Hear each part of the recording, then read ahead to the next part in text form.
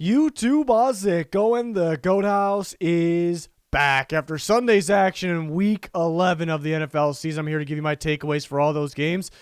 Another interesting week, to say the least. We're going to break it down like we do every single Monday. We have weekly content, picks, power rankings, and a lot more. Got you covered here even in the offseason, so join us, like, subscribe, turn notifications on. I think we're getting close to that time for an updated mock draft as well, so look out for that. Much appreciated if you can join us.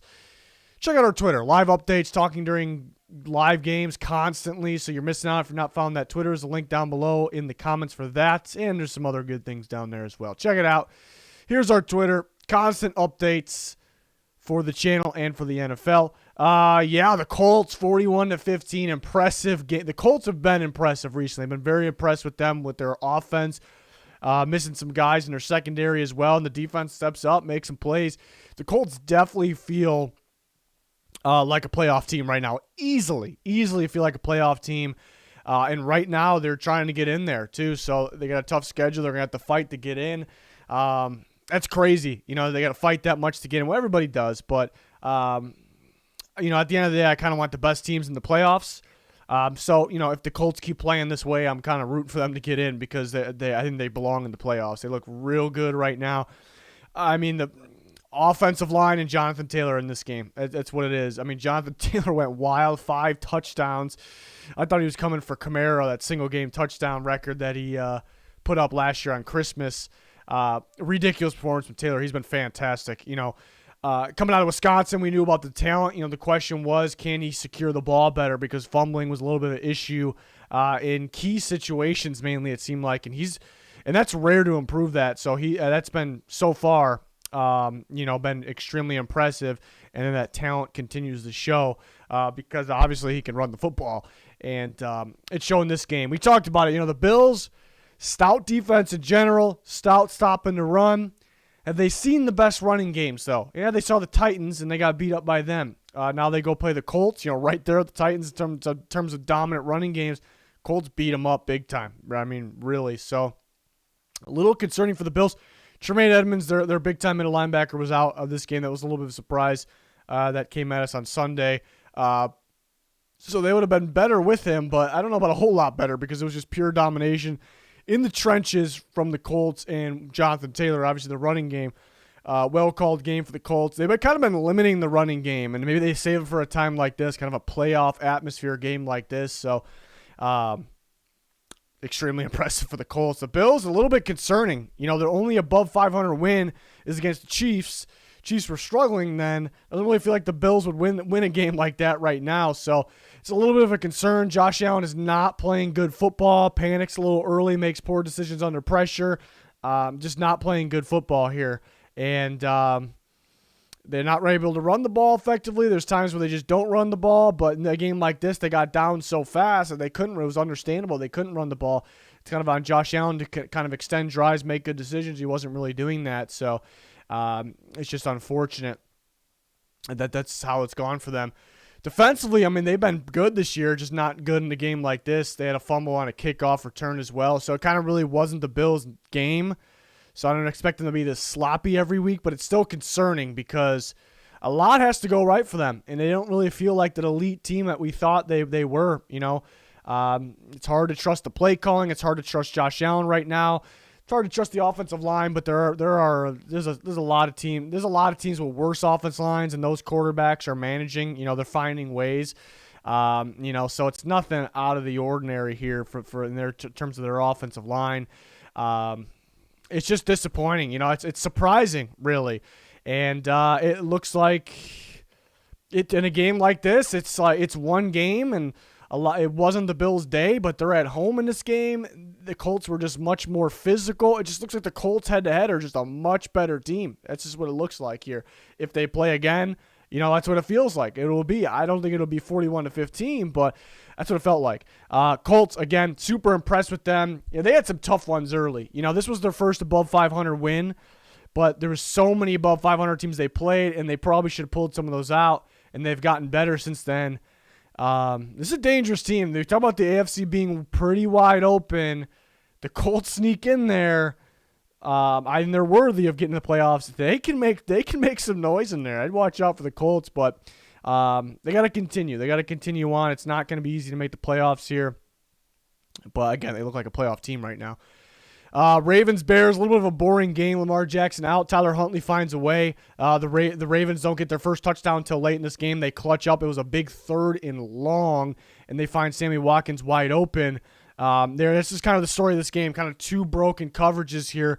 The Ravens had the game wrapped up just before that. The Bears had 4th and long, and they blitz. It's what they do. They blitz. They bring the house, and Andy Dalton, that's the veteran quarterback. He's able to read that and, know where the open guy will be and understand what's coming at him. So a situation like that, the veteran being in kind of helped them, and they get the touchdown and a good win. So, and it felt like the Bears were going to win at that point. The Ravens have to go score a touchdown. They go down there and get the first touchdown of the game. So it's unfortunate for the Bears. A game that you think is pretty winnable because Lamar's out.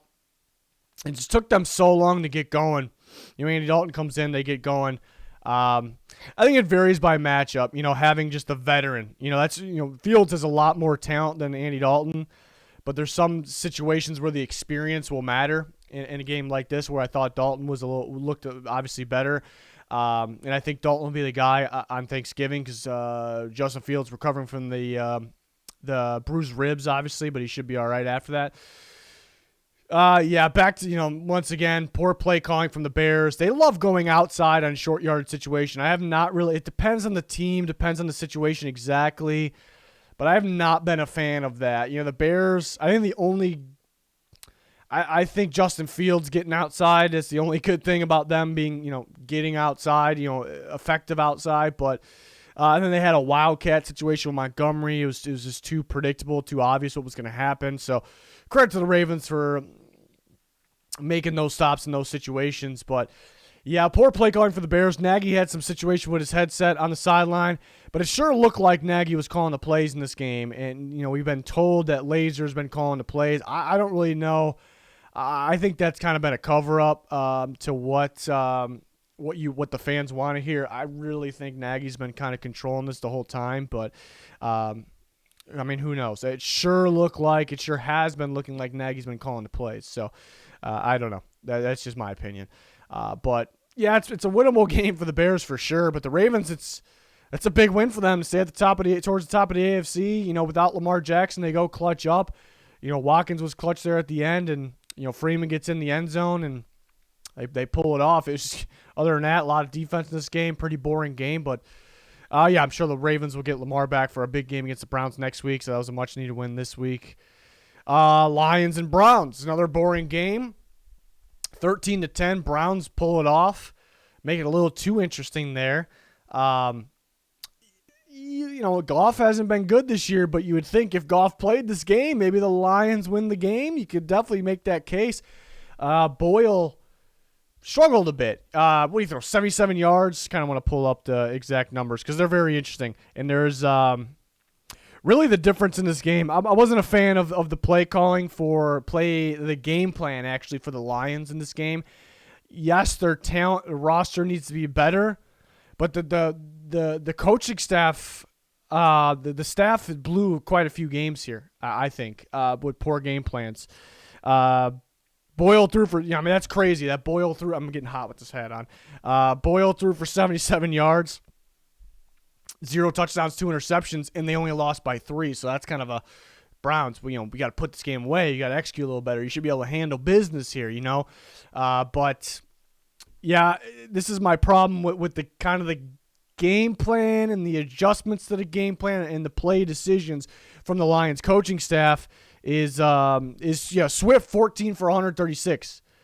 Ran the ball 14 times. It's a 9.7 average. He looks great. DeAndre Swift looks like it makes sense. Looks like he's getting better and better. So you threw the ball 23 times and you ran the ball to your star running back. Gonna be star running back, if you want to debate that. 14 times. He played like a star in this game. We can agree on that. Boyle throws the ball 23 times. Swift runs the ball 14 times.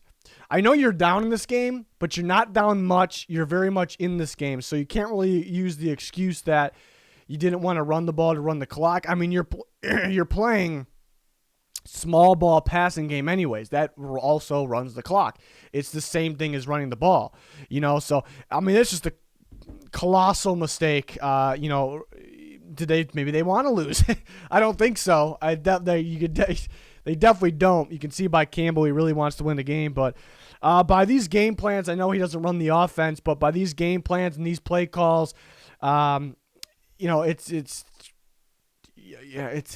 bad. It looks like you don't want to win the game when we know that they do. It's just poor job here. But, since they threw the ball, they didn't throw the ball an insane amount of times, but they threw the ball way more than they should have, and they took away carries from a guy like Swift. If you have Goff and you throw the ball that many times, maybe you pull it off. The Browns should handle business a little better, and that's the difference in this game. Baker struggled. Both quarterbacks struggled. Baker struggled for sure. Nick Chubb, 22 for 130. And you would think that maybe they want, because Chubb's been hurt, so maybe they want to limit him. We had COVID last week. Maybe he's not fully recovered. Maybe he's still feeling a little worn down a little bit. Understandable. So maybe he didn't want to overdo the carries. But it kind of looks like by the numbers that he probably didn't give Nick Chubb the ball enough. But 22 carries for Nick Chubb, 14 carries for Swift. Swift actually had more yards, but 22 carries versus 14 carries. The Browns did enough to win, where the Lions didn't give the Swift enough carries. So that's really the difference. And you look at the possession, you pound the football to kind of win the possession game. That's kind of the game plan of the Browns. It should be the game plan of the Lions. And that's the difference. Chubb had slightly more carries than Swift. The Browns win the possession game 34-57 to 25-03. That's really the difference. That's it. That's both quarterbacks play like garbage. That's the difference here. Poor game plan from the Lions. Very poor game plan. They had the ability to win this game for sure. So, still looking for the first win. They'll play on Thanksgiving against the Bears, a winnable game. But can I trust this? Can I trust either coaching staff really in that game? So it's just so many.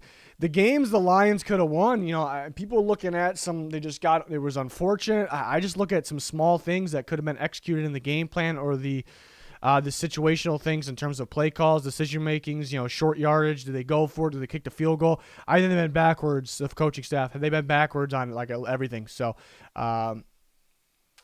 Lions could have multiple more wins, but those guys are holding them back.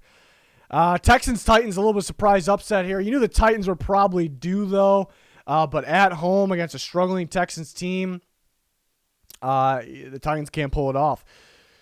It's really the Texans defense that executes in this one. It's surprising that Tyrod Taylor wasn't sacked at all, because the Titans have been on a run of getting sacks. So I guess credit to the offensive line, but they were getting through sometimes. Tyrod Taylor was just buying times, escaping. He had two rushing touchdowns this game. So Tyrod Taylor does deserve some credit there, and that was the difference. But, mainly the Texans defense. The Titans, they scored 13 points. But if you watch the game, you understand that the Titans actually moved the ball into the red zone here and there, but in the Texans territory more often than you think. And they kind of just shut down in that situation, and the Texans defense kind of steps up. Ryan Tannehill without Derrick Henry, without that running game, woof, and he's been a little sloppy even earlier in the year, kind of throwing the ball to the other team, panicking a little bit, not getting outside the pocket when he needs to, and that kind of showed in a game like this, just throwing the ball to the wrong team. And really, I know the Titans, he didn't really have the talent out there, A.J. Brown on and off, getting hurt, in this game, but he's still got to find a way to execute for sure. But yeah, I was kind of thinking, without Derrick Henry, they don't have the running game to lean on, so it was pretty tough. But if you look at this game, they were pretty effective on the ground. They were just down by so much that they didn't want to run the clock, and they were trying to fight back. I still think they could have ran the ball a little more. Looking at the numbers, Peterson had a 4.4 average, only carried 9 times. Hilliard had a 5 average. Foreman had 3.6. So, they could have ran the ball a little more. They just got down pretty early, so I guess it's understandable. I really thought they were going to come back. They got stopped on a 4th down at one point. I'm like, that might be it. But then, hey, they're back in it, and then just Tannehill throws another pick. Desmond King was clutch. He was on the Titans last year, actually. Trade deadline, they got him, and then he picks off his former team twice in this game. So that was a big game for him. But the Texas defense clutches up. They get the win. they get some momentum. Got a winnable game next week as well. Titans, they finally lost. They got the Patriots next, so they're going to have to figure it out. Tannehill's really going to have to figure it out here. They're pretty beat up in terms of the injuries, but a lot of teams are. But you see them at the top of the NFL, and injuries kind of, takes them away from that maybe, but that's kind of been the case with a lot of teams. So it's a tough one for the Titans there. It's a game they should win, even given the circumstances there. Tough one. Texans, got to win. Packers, Vikings, pretty entertaining game. A really entertaining game offensively. Back and forth at the end. Really what it came down to, really it felt like Aaron Rodgers, Devontae Adams, Marquez Valdes-Scantling versus Kirk Cousins, Justin Jefferson, and Adam Thielen. It was just an all-out battle right there, and it was fun to watch. Pretty entertaining back and forth. But really what it was whoever has the ball last was going to win this game. That's really what it felt like. The Vikings had the ball last. They executed, got down there, and they ran the clock, kicked the field goal. Usually in those situations, the Vikings blow it. They missed a field goal situation in that situation, but it ended up being a chip shot. They got down there, so that's the right decision to run the clock, especially when you're playing Aaron Rodgers, and kick that field goal and win the game. They pull it off. There. So, both these quarterbacks went off. These two quarterbacks, Aaron Rodgers, Kirk Cousins, had themselves a game. It's crazy, though, because Aaron Rodgers, debatable on that if that was his best game this year. I thought so. Not really because of the stats. The stats were great, but because some of the ball placement, third and long situation, just getting the clutch throw off the back foot on the run.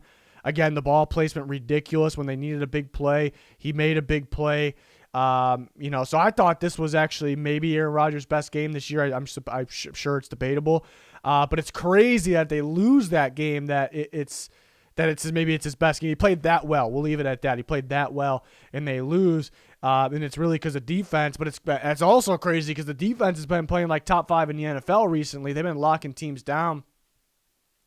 And I guess if you look back on it, it's kind of the teams that usually feast on man coverage. They need man coverage, and the Packers throw some soft zone at the pass teams, and they kind of been game planning correctly. The Vikings, those Thielen and Jefferson they can beat any coverage there. So maybe it's a little bit different of a matchup of what they've been playing.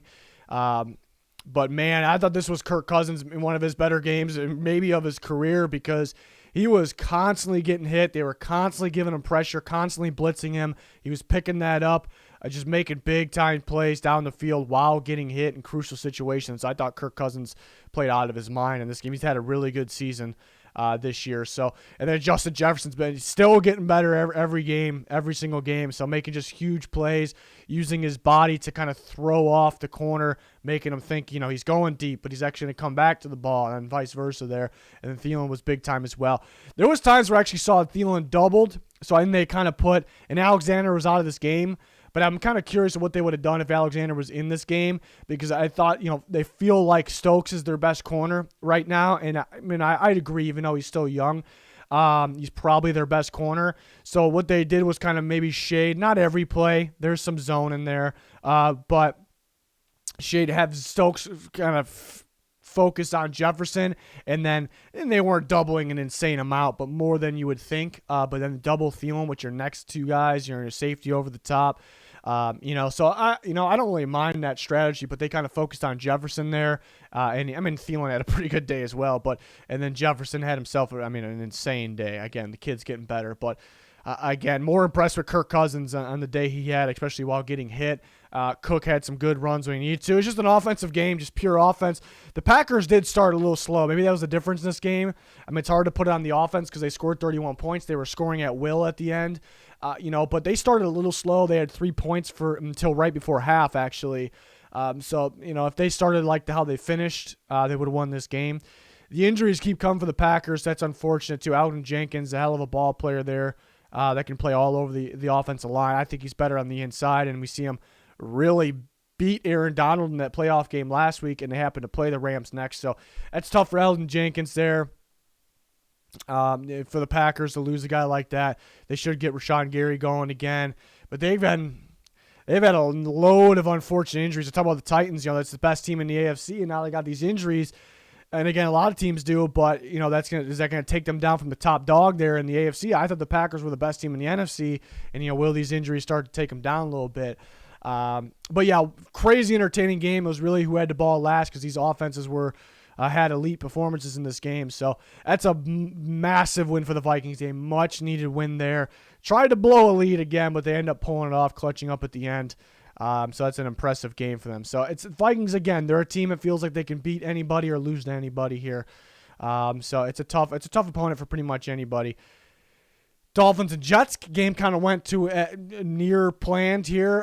Dolphins pulled off 24-17. The Dolphins always start well. The script, I keep saying, I said it earlier in the year, the script works well. They're able to get down there and go get points, and then they struggle a little bit after that.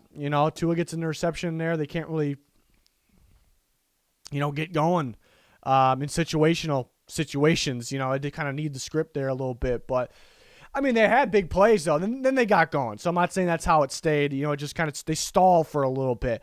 But then they got going. Tua hits a deep ball to Mac Hounds. Gaskin was getting going as well. So that's definitely good to see. The Jets defense has been struggling. They've been the worst defense in football the last several weeks. So you think the Dolphins, like that stalling point. Massive play in this game. The biggest play was a Brandon Jones blitz, safety blitz from the Dolphins. On the blind side of Joe Flacco. He didn't see him coming. He got there super fast. I guess the offensive line didn't see him coming either. Hits him, and then Christian Wilkins, I thought it was an interception live, but it ends up being a fumble. Christian Wilkins comes up with that. The Jets were knocking on the door. That was obviously in the red zone. That's the play right there. That's the play of the game. And after that, the Dolphins do a good job trying to control the clock there, getting Gaskin the ball, and they go and execute. But the Dolphins' defense continues to clutch up, win them football games. The Jets, it's just how it's been going. I like to see Elijah Moore. I like how he continues to get going here. They keep trying to get him going because he's going to be a special player, I think. Good receiver there. So he gets another big play, touchdown. So love to see that. But that's really it for this game. Dolphins' defense clutches it up again, and they're on a little bit of a streak here. Here they go. Saints and Eagles. Good thing I switched to the Eagles. The funny thing is, the main reason that did me, it was a 50-50 game for me, even though it didn't end up being feeling like that to start, though. But what did it for me was Kamara's out, great player, obviously, one of the best players in football. But both the star tackles of the Saints, all pro caliber tackles being out. But why I say that's kind of the funny thing is that, that's kind of what I switched for. And that isn't really why the Saints lost the game. They're a lot better with the tackles in there. But, was Simeon really under a lot of pressure? I know they didn't sack him once. Yeah, sure, he was under more pressure than what the sacks will show. But that's really not what did it in a game like this. The Eagles' offense is just clicking right now. We talked about it, too. The Saints are so good stopping the run. But, hey, this is a different type of run. It's a new school type of running game here. The read option, it's coming from, it's no longer just a college offense because it's kind of been implemented in the NFL for the last few years, but it still feels kind of like a new school type running game here. And it's not what the Saints are so good at stopping. And it kind of makes sense, though, at the same time you see a game like this. Saints are kind of just, they're dominant stopping that old school type run inside the guards, even in just inside runs, and you got a guy. They're always good, no matter who they have in there, and stopping a run the interior defensive line. But you got a guy like David Onyemata who's very good at, plugging those gaps and stuff in the run, and you got a guy like Demario Davis who can fill lanes and stop the run. In a game like this where it's pretty much outside, you have to read, you have to make correct reads. It's mainly, they do a lot of inside running with Jordan Howard, and credit to him for running very hard, but there's a lot of, it's either Hurts going outside that way, the running back taking the ball that way, and then it kind of takes away the interior play, the great interior play of the Saints out of the equation, and it kind of goes back to Demario Davis, who does more than fill lanes in the run, is extremely rangy, but it's just on him to go no matter where they go. If it's Hurts going that way, if it's running back going that way, it's on Demario Davis to go make a play, and sometimes he does. It's ridiculous how good he is, but just too much on him, and you see how different of a run game it is for what the Saints are used to being stout against, so Eagles are it's crazy how different the Eagles are now, refusing to run the ball to now running the ball so much and at such a high level, and that opens up the passing game, and that leaves it where they don't have to do a whole lot in the passing game. But even in the passing game, you got to worry about Hurts. It really spreads the field out because you worry about Hurts running, and his running ability was fantastic in this game as well. Dallas Goedert fresh off the contract extension. Beasts in this game. Absolute beast. Devontae Smith looking good. 3 weeks straight. Like for him to get going. They didn't really need to because they had 40 points, in that range pretty quick. Just really liking the Eagles. Sirianni. The transformation, mid-season. It's been great. Miles Sanders gets back in there, and he runs the ball for 90-plus yards. They started this game. I thought Howard mainly got them going, though. The stats will show Miles Sanders, great running back, good running back, ran well. I thought Howard, they kind of eased Sanders into this. I thought Howard got them going. I hope the mistake I don't think they're going to go away from running the ball, but the mistake they can, I don't think they'll make, but they could make fairly easily, is, as Sanders gets healthy, kind of making it a one-man backfield again. I think that would be a mistake. I think you got to make this style of running game has to be a committee. It has to be a group. And sometimes, Sirianni, a guy like that gets a little bored. If it's a one-man running group, it gets a little stale. And then you kind of going back to passing too much again. So I don't think that'll be the case. I just worry about a little bit. I'm not predicting that to be the case. It's got to be a committee. Jordan Howard's run the ball very well, physical. They need that. They need kind of the best of both worlds here, and they have it right now. They have it. Extremely impressed with the Eagles right now. Darius Slay gets a pretty big pick six there. He's got 3 touchdowns this year. TJ Edwards just got a contract extension. It's only a 1-year extension, but this morning, and he had led the team in tackles, got his hands on the ball once as well. They're playing right now. The Eagles are looking good. It's offense though. It's just this offense is, there's better offenses. There's a lot other offenses that, of course, if we were to rank offenses, we would trust them a little more. We would rank them a little higher. But if I'm like a defensive coordinator and trying to game plan, this is towards the top of teams I just don't want to play right now. It's just I don't want to. It's a pain in the ass to deal with this offense right now. It's kind of one of those situations. So credit the Eagles for making that situation. The Saints, I just getting down early and not being able to stop this run because, like I said, we're going to find out early in this game who's going to win because of the Saints. Saints just win games off their defense stopping the run first and then making plays, forcing teams in the pass situations making plays. And the Eagles were off to a great start right away, running the ball extremely, extremely well. So you kind of got the feeling what was going to happen right away because the Saints are kind of out of their element. You can move the ball on the Eagles defense. It's just they got down so early and they just don't have. And the Saints been killed with injuries. I mean, they got Simeon at quarterback. They got Mark Ingram. Mark Ingram played well. He's fine. But they have Mark Ingram at running back, not Alvin Kamara. They got 2 second-string tackles in. I mean, their best receiver in a game like this, Traquan Smith, maybe. Trotman was all right. Callaway scored, but I mean, you get my point. That's what the Saints are dealing with right now. They just don't have enough. They don't have enough for them to win this game. The Saints defense has to completely stop the run, and they got to make plays in the back end, and that's what they do. They just don't have enough right now. It's just really what it is. But the Eagles they're cruising right now. They're fun to watch. They're real fun to watch. So. Divisional game against the Giants next, if I'm not mistaken. So that's a big one there. Washington and Carolina, interesting game. I was feeling pretty confident with the Panthers in a game like this, especially at the start. They go down there and score. Cam just getting the ball to his playmakers. McCaffrey making a big play. DJ Moore getting going.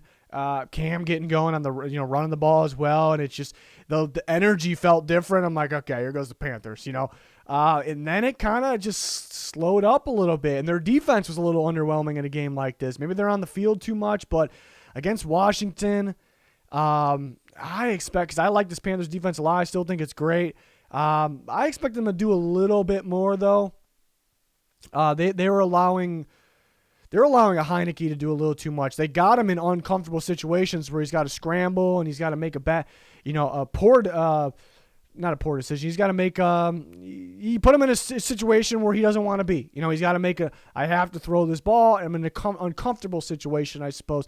He was making the plays. Heineke's extremely clutch here in this game, especially down the stretch, the third down situation, fourth down situations. Those were the game right there. Just so freaking clutch there.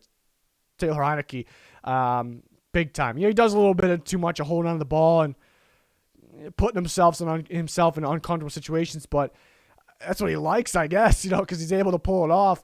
But yeah, I thought the Panthers defense would step. I thought they would make a little more plays. They got a forced fumble in this game was a tie game at that point. I thought they were going to go down. They couldn't execute on offense. Maybe the defense was on the field too much. I hated the play calling. That's the main thing here. I hated the play calling from the Panthers here. Joe Brady, a lot of hype around him, and I understand the hype, but then play calling, I don't like it here because, you look at, I thought they weren't crazy effective, but they were effective, I thought, offensively, meaning I thought Cam was hitting throws. He wasn't really missing many throws. He was running well. Cam was running extremely well. McCaffrey was running extremely well. McCaffrey was catching the ball and making plays after the catch extremely well. DJ Moore was making plays, looking good. Like they were able, they were effective. The playmakers were there. The playmakers, when they had the opportunity to make plays, from the quarterback to the running back to the receiver, whoever it was, they made plays. In my opinion, I thought they were limited by the play calls. I thought there was overthinking. I thought, they were winning this game for a portion. They were tied for this game for the portion. When they were losing, it wasn't by much at all. I think they could have ran the ball a bit more. Maybe you don't want to overdo it with McCaffrey. That's another problem then. But Cam was running the ball well. There was too many situations where, they would drop back Cam, just drop him back, have him sit there. Maybe that's on Cam a little bit. Maybe he should, but that's not his game really, So I think that's the play call. And then long developing routes. It happened constantly throughout the game. They're making it harder on the quarterback and the playmakers. They really are. And it's not like a Darnold situation where Darnold just, you can't tell if it's on the play callers because he's just throwing the ball to the wrong team constantly or just missing throws by a mile. That wasn't the case in a game like this. So I'm extremely disappointed with the Panthers play calling the game plan. I don't know. It came out pretty good. There was a situation at the end of the game. They had a 3rd and 2. And they were acting like there was only 10 seconds left in the game. They don't want to run the ball. They're going to have Cam drop straight back and long developing routes. They do that on 3rd down and 4th down. It's just poor. And the offensive line isn't the strength of the team, too. That's just poor. It's just poor play calls and designs there. So start to question a guy like Joe Brady. The more I talk about it, too, it was so bad. It was real bad. And honestly, Washington could have won this game by more in this, really. They were getting down to credit to the offense. Offense against this, I think, a really good defense. Washington was able to move the ball. They would get in the red zone. They would kind of shut down a little bit, settle for field goals a little bit, So Washington kind of had the ability. I don't know if sometimes it was play calls, get a little conservative maybe. Yeah. So the play calling in general wasn't that good in this game. Washington could have won this game by more, really. If the Panthers' play calling was better, they could have won this game too. So, but Washington, their offense getting going against the Bucs, getting going this week against really good defense. The Panthers, defense stepping up when they need to, holding the Panthers to 21.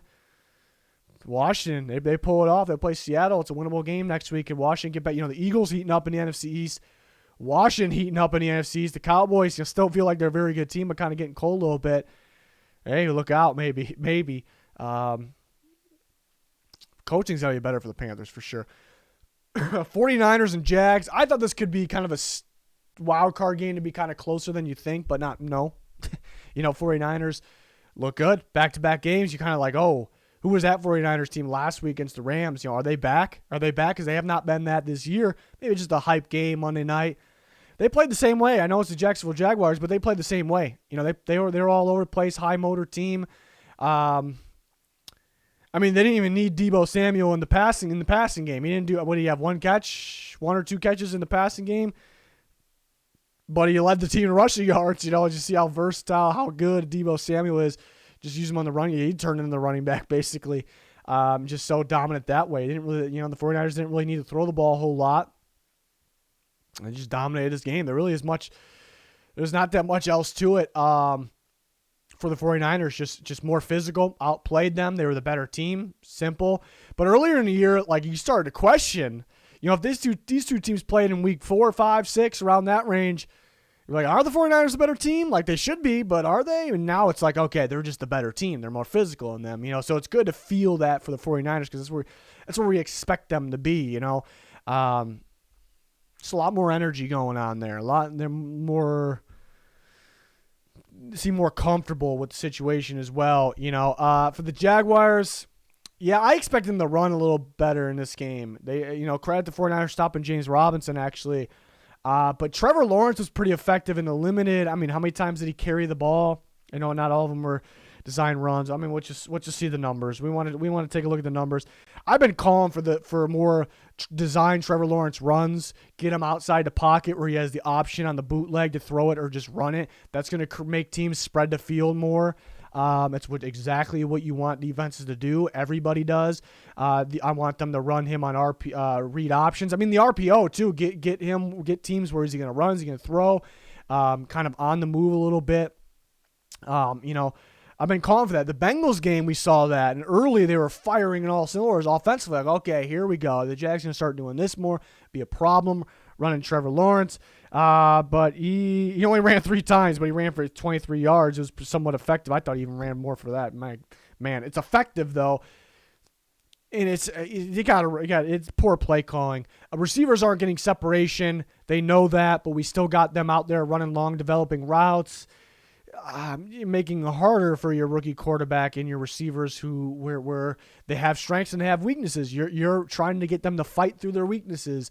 It's pretty poor coaching, really. It's very poor coaching, but not. It's not like the players don't deserve blame because the 49ers were just better on the field and they were more physical. That's really what it was. But the coaching's pretty poor for the Jaguars. And they're gonna get better players this offseason, but will the coaching still be a question? I'm still gonna question it. Bengals and Raiders. I was confident with the Bengals here, but not like this. Not 32-13. I mean, here we are. Second half of the year. It's the second half of the year. Raiders and Derek Carr. It's what it is every year. If you want to predict them to do this again next year, you're going to be right probably. That's just how it is, unfortunately. It's just, Derek Carr he's struggled the last few weeks. Sometimes he'll work them down the field, and as soon as you kind of get in the other team's territory, red zone, it's kind of shut down. It's a little bit of panic, a little bit of throwing the ball way too much, go to the check down too early, not good under pressure. And then to the play callers, they don't really want to run the ball much anymore.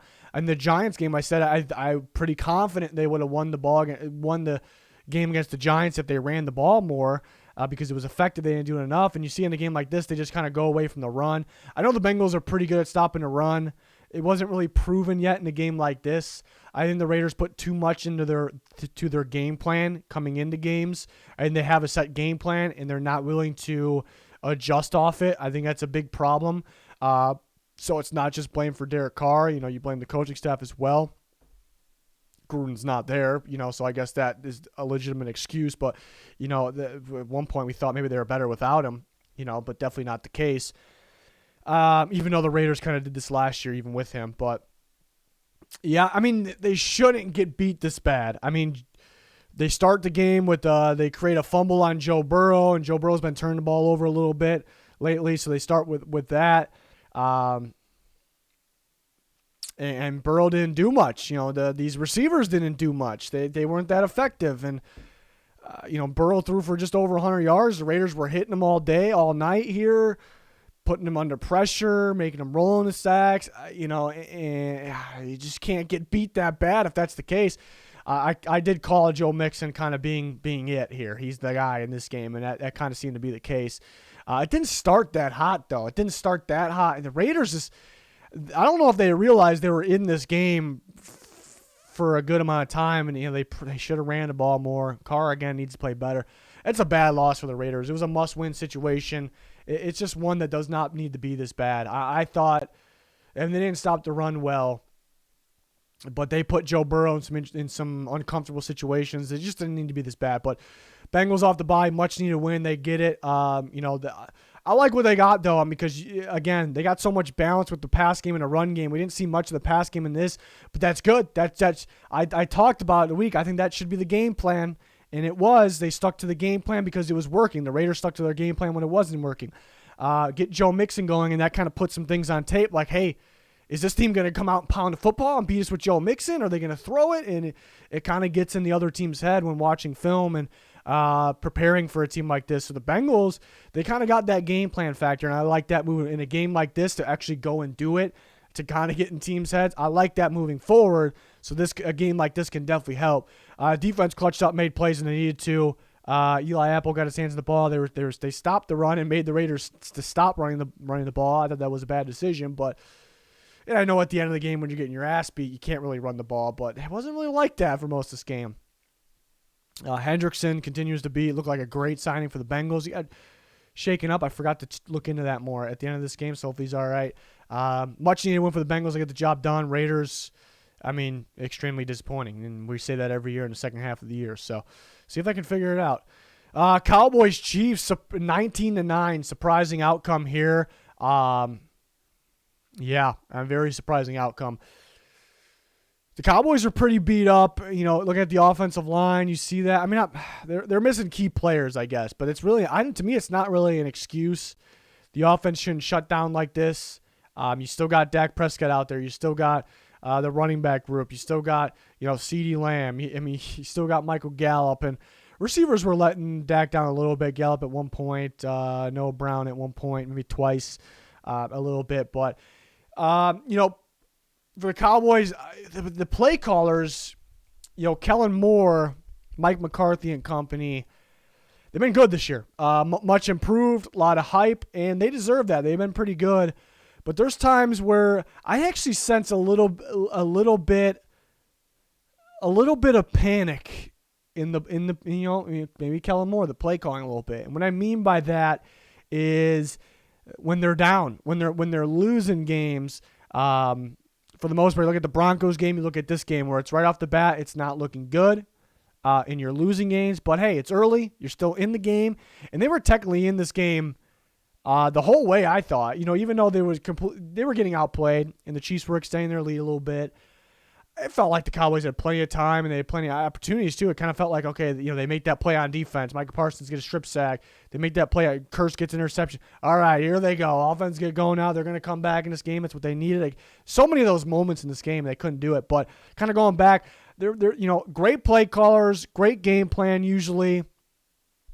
They might not be willing to adjust off their game plan, too. They might stick to their game plan a little too much. But I think when they're down, I think there's a little bit of panic. It's like, we're down. Throw the ball, throw the ball, throw the ball. 1, 2, 3, throw the ball. If we get a first down, throw it again. They forget that the running game works. Those games that they're winning, even if it's by close, they'll run the ball. They almost feel like a run-first team at times, and it wears the team out, and they extend their lead. It opens up the pass. It's so beautiful, and they look like that balanced team. Oh, they're going to run on us. They're going to pass on us. What are they going to do? Now it's like, all right, let's get them in an uncomfortable situation. Let's execute on offense like the Chiefs did right away. They're going to throw the ball. They're going to panic. They're only going to throw the ball. I know Zeke got a little shaken up at one point in this game. Tony, get the ball to Tony Pollard more. Come on. The guy is so explosive. He was a problem for the Chiefs. I know that by I think Tony Pollard's really good. I might be on I know my running backs too. I think Tony Pollard could be special. I think he could be one of the better running backs in football if he's the guy. Zeke's been fantastic this year, so I'm not really saying forget Zeke. Not really saying that. But a game like this, when you have the opportunity, get Tony Pollard the ball. I don't care if you line him up. He played receiver at Memphis, too. I don't care where the hell you line him up. You're missing Amari Cooper in this game. I know if Pollard were to line up a receiver, he's nowhere near the same style or talent as Cooper. But he just overthinking things, and as I'm talking about it, it's kind of getting to me a little more. Pollard is so dangerous with the ball. It's a guy you just get the ball to. He can play running back. Again, he has experience at receiver. You can get him on the ball outside, inside. Just get him the ball. I think just too much overthinking. You want, especially in today's NFL, there's still a lot of physicality, but it's kind of going away a little bit. And the tackling's getting worse. And, yeah, again, the physicality's going away. But we got the best talent ever, And why? It's because the freaking athletes are insane right now. That's where it's at. And you got to get those guys the ball. That's just the name of the game. And Pollard is that guy. So I think if they get the ball to Pollard a lot more in this game, especially early on, it just changes the whole game. And you can play the way you want to then. So, I think a little bit of panic from the play callers. I think, we're down. Let's pass. It's an obvious situation. It's so easy to get pressure on a quarterback for anybody when they're going to pass. When you for sure know they're going to pass, that's what ended up being. It ended up being predictable at this point. The Chiefs were bringing the blitz. They were getting pressure on Dak. He wasn't necessarily good under pressure. He didn't have the best game, but he got put in a predictable situation. He got put with everything on his back. So it's a tough situation there.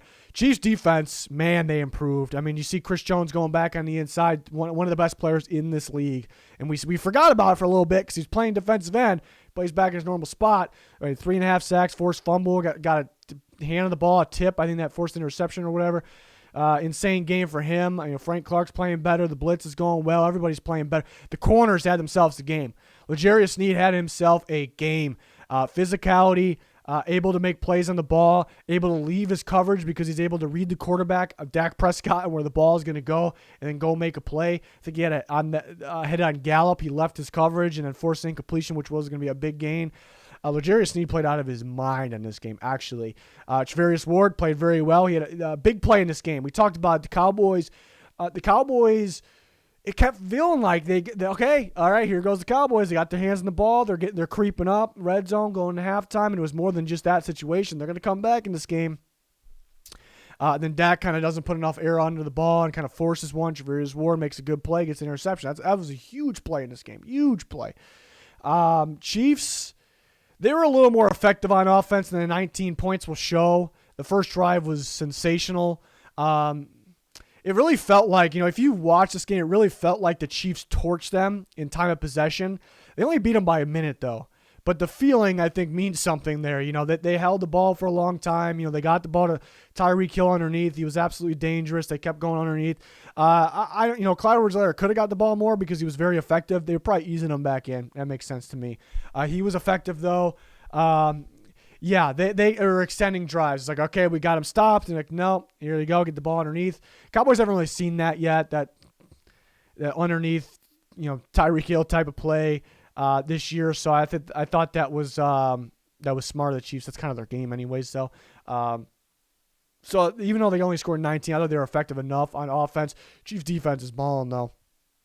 Cowboys, it's something we questioned going into this year is the health for me. I thought, some people question them being a good team or not. I never questioned that. I always knew they were a good team. I just questioned the health for them, and that's something that's still right now. It's proven that it's hard to trust. But on top of that, what's kind of added is can I trust them to be consistent because the offense kind of shuts down, the play calling kind of shuts down. It's a playoff team. It's a very talented team. When we get into playoffs, you play the best teams week after week after week. You have to be as the most consistent teams win the Super Bowl. That's what it is, or go to the Super Bowl at least.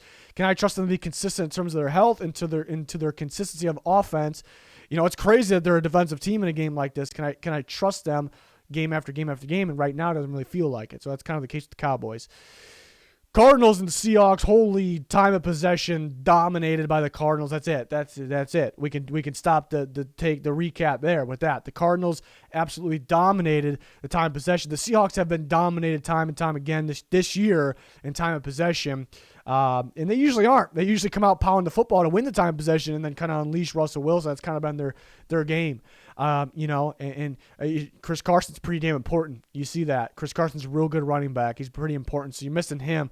I don't know if it changes a whole lot because they are getting dominated with the time of possession game. And that's it. The Cardinals just dominated them in the time of possession. Why is that? And they're able to extend drives. They get the third down. They extend the drive, whether it's a pass or a run, whatever it may be. And the Seahawks are going 3 and out. Maybe they're going 6 and out sometimes. That's just what it is. It's crazy because we're so used to Seahawks being it's one of those teams. They're a sure thing to be good, right? And they're bad. They're a bad team right now. They're bad. Russell Wilson's not right now. Offensive line is really no different than it has been in the past. It's not like it's any worse or anything. Receivers aren't getting separation. Lockett will here and there. They're not really getting enough separation here. They don't have that Chris Carson running game, so that kind of makes sense because he's out. Defensively, defense playing good up to this game.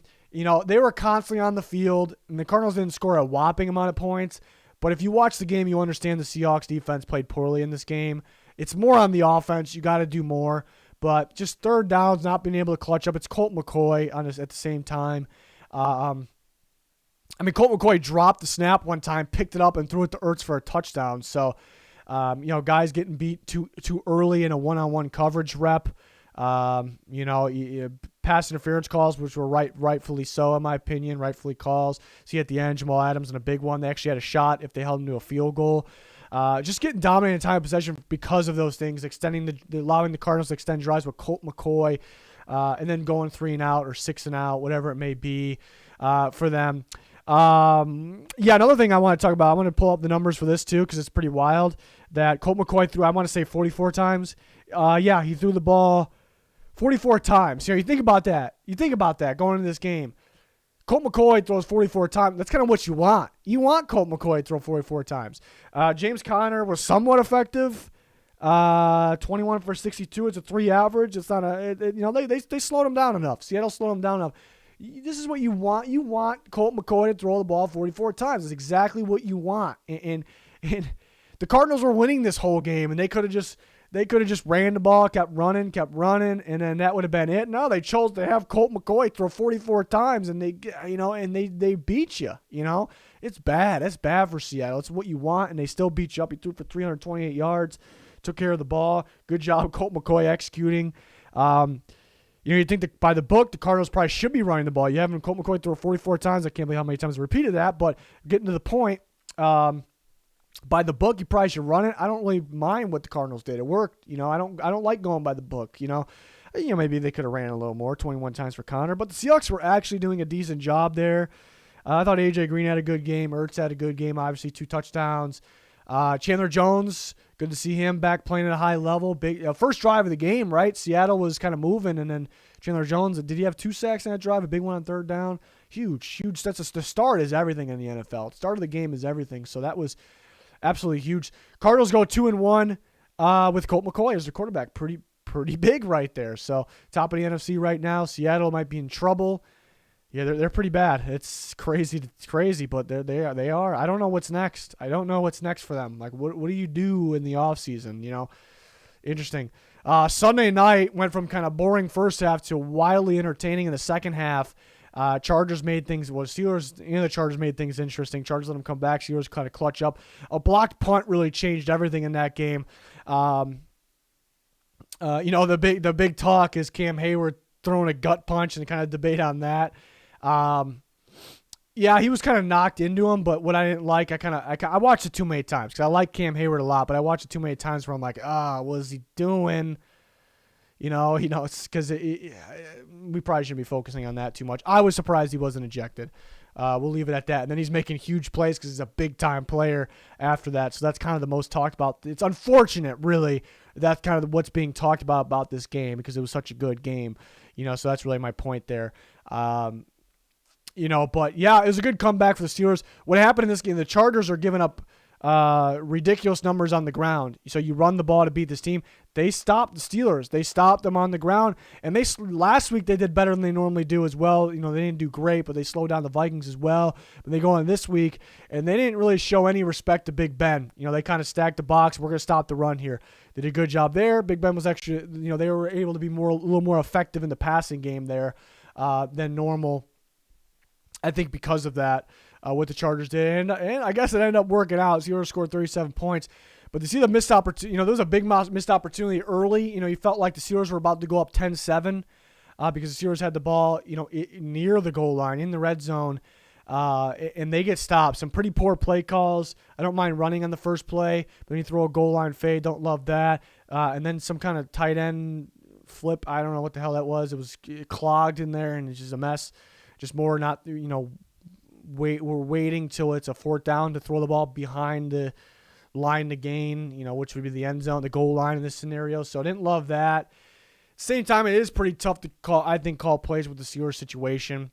But they're a little effective in this game. So missed opportunity there, which is big because it felt like it was going to be 10-7 Steelers, and then instantly the Chargers go score, ends up being 14-3. So that was a big difference maker in this game. Maybe the Steelers didn't have to be that far behind and didn't need to come back. They could have been in it and won the game perhaps. But the big thing was really, even though it's crazy because the Steelers scored 37 points, the big thing was the Chargers defense stopping a run. It sounds kind of crazy, but Herbert and Eckler on the ground. Eckler had 4 touchdowns, helped through the air as well. Keenan Allen was big through the air, but Herbert on the ground, just you see the running ability. I love, if you look back at some of these plays, you actually can, some of the runs he had, you actually can find a guy pretty open. But But I don't know if Herbert did this thinking on purpose or not. Running was still the right choice. I think most people if you go back and look at these plays, I don't know if a lot of people do, all 22. He actually, on a lot of these runs, he actually had guys open. I mean, not crazy open. I think some people were like, oh, he had a guy open. He didn't really need to run. But if you look at it, if he throws that ball, it's most likely a catch. You never know. It was tight sometimes. But I'm losing my voice because I'm talking too much here. The defender likely makes the play where the receiver catches the ball. And he's so focused on the receiver that Herbert saw that there's more opportunity on the run. Like he's able to take a lane and run because everyone's so focused on those receivers downfield where you're running past those guys in coverage. So I like to think it was on purpose that Herbert, the vision, it's really the vision and kind of seeing the future, really, like seeing how the play would play out in these different scenarios on the fly. Maybe it's a little bit of luck, and he just decided he's going to run here, and it worked out. But that's how I like to look at it. I think there were smart plays by Justin Herbert. So a really, really good game from him. Keenan Allen had some clutch plays. Mike Williams, he finally got going. Eckler was fantastic. See the weapon he is, underrated player. They tried to blow it though. Again, the block punt really shifted things. Chargers special teams from last year disaster kind of reminds me of that a little bit. Haven't been quite there this year. And then, they get a fourth down in their own territory, which since they didn't convert, it allowed the Steelers to kick a field goal and take the lead. Risky. I don't mind going for it. How do you not go Herbert up the middle though? How do you not? I think Eckler's a great player, but it just takes so much time when you only have inches to go to drop back, hand the ball. Eckler, who's not really a short yardage guy, good player, not really a short yardage guy. I don't know how you don't run Herbert there. So that was a poor decision, I thought. Obvious poor decision. And then Steelers go kick the field goal, and the Chargers get an easy one for Mike Williams. And then the defense steps up there for the Chargers. They get a ton of pressure. They get Joey Bosa coming from the inside, which I kind of thought, Brandon Staley coming in, running a 3-4. Bosa is a 4-3 defensive end who wins off, I'd say, power and technique, mainly hand power. Just power in general and technique. So how does that transition to a 3-4? Is he going to be an edge rusher in 3-4? I almost felt like, we might see him as more of a 3-4 end at times because of his power and his technique. We haven't really seen that. We see it in a game like this at the end, and that was crucial. It helped him out. It was a problem for the Steelers, and it opened things up for other guys. So, they get 2 sacks back-to-back. They make some big-time plays, and they get the stop there. So, tough one for the Steelers. They really needed that win against the Lions last week. Tying that game was pretty costly. But they could have won this one, too. But the Chargers ended up pulling it off. They had to make it interesting, but scoring 41 points is pretty big for them. Steelers defense, they need TJ Watt in there, but, linebacker group really struggling. You just don't really feel the same. They do need TJ Watt in there. Obviously, it'd be a lot better. But, that's a tough one there. That's a much-needed win for the Chargers, obviously. They couldn't afford to lose that one. I can't allow these comebacks to happen. But, big fan of Herbert in that game. Eckler, obviously. Ended up being a very entertaining game. But I'm going to end this one before I lose my voice completely. Too much talking here, but a lot to talk about in these always. We have weekly content, in-season, off-season, so join us for all that. Like, subscribe, turn notifications on. We much appreciate it. Follow our Twitter. Link down below for that. Well worth it. That is going to do it for this one, though. Thanks for watching. Goodbye.